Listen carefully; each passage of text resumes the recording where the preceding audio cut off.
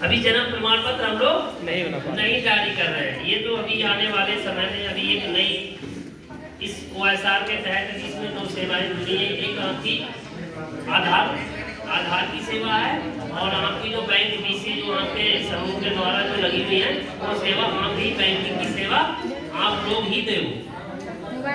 ये आधार का जो है ये स्टार्ट हो गया है। इस नाम के ब्लॉक से नाम भी गए होंगे। पूरी डिस्ट्रिक्ट में 50 लोगों के जो है नाम दिए गए हैं, जिसका कार्य अच्छा है। देखो आधार एक पीछे शांत हो जाओ। आधार एक ऐसी यूनिक आईडी है जिसमें 12 अंकों की संख्या होती है। 12 अंक होते हैं और ये केवल हमारा पहचान का प्रमाण है, ना कि नागरिकता का। ठीक है। और ये जो है हमारा आधार जो है 2009 में स्टार्ट हुआ। 2009 में 8 में ये इसका जियो पास हुआ। 2009 से ये बनना स्टार्ट हुआ। 2009 के बाद जब ये स्टार्ट हुए तो ये NPR नाम से बनते थे, नेशनल पॉपुलेशन रजिस्टर। एक लिस्ट आती थी, उसमें घर के मुखिया के और उसके बच्चों के सारे लोगों के नाम हुआ करते थे।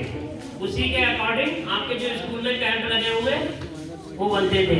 फिर वहाँ दिक्कत हुई कि प्रत्येक व्यक्ति का नाम उसमें रजिस्टर में नहीं मेंटेन था, तो इसलिए वो बंद करके उसको आधार में कन्वर्ट कर दिया गया। पहले क्या था NPR, फिर वो उसको कन्वर्ट किया आधार में। फिर आधार में क्या हुआ कि कोई भी व्यक्ति डॉक्यूमेंट्स के द्वारा अपना आधार बनवा सकता था।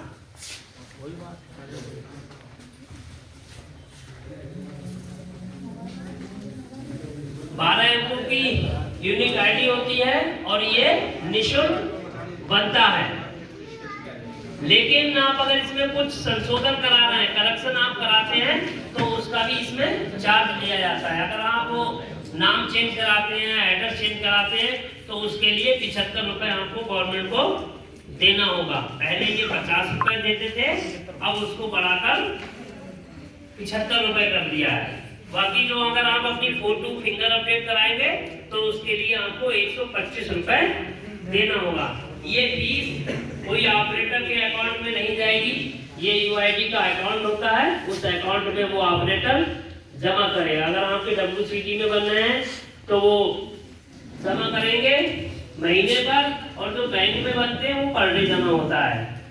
इसके अतिरिक्त अगर आपसे कोई पैसा ले रहा है तो वो गैर कानूनी है।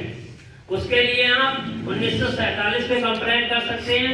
बाकी आप लोग होशियार हो कि कहाँ आपको कंप्लेंट करनी है।